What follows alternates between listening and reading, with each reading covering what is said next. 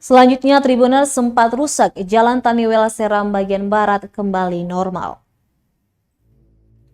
Kerusakan jalan trans yang menghubungkan wilayah Piru dengan Kecamatan Taniwel, Kabupaten Seram bagian barat telah kembali normal. Setelah tim Satker dan PPK Balai Pelaksanaan Jalan Nasional BPJN Maluku bergerak cepat untuk memperbaiki kerusakan tersebut pada Rabu 19 Januari 2022.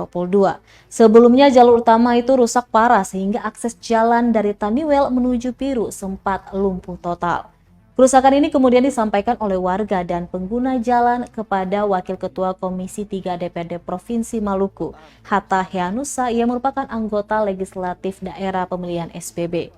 Heanusa menjelaskan setelah menerima laporan warga itu, dirinya langsung mengambil langkah cepat dengan menghubungi otoritas Balai BPJN Maluku yang merupakan mitra dari Komisi 3 DPRD Maluku.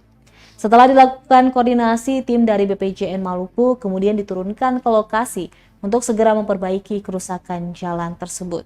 Untuk laporan sementara, kerusakan jalan tersebut akibat adanya intensitas hujan yang tinggi di wilayah Pulau Seram selama beberapa hari terakhir. Kerusakan ini juga ditemukan ada 6 segmen lokasi patahan pada ruas jalan tersebut yang menyebabkan jalan nasional tersebut ambruk ke dalam tanah. Akibat patahan di jalan aspal itu, akses transportasi kendaraan roda 4 menjadi lumpuh.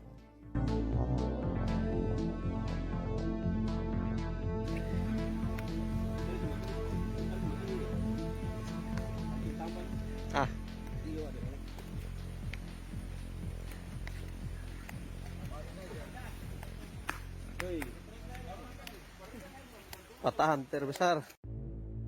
Terima kasih sudah nonton. Jangan lupa like, subscribe, dan share ya.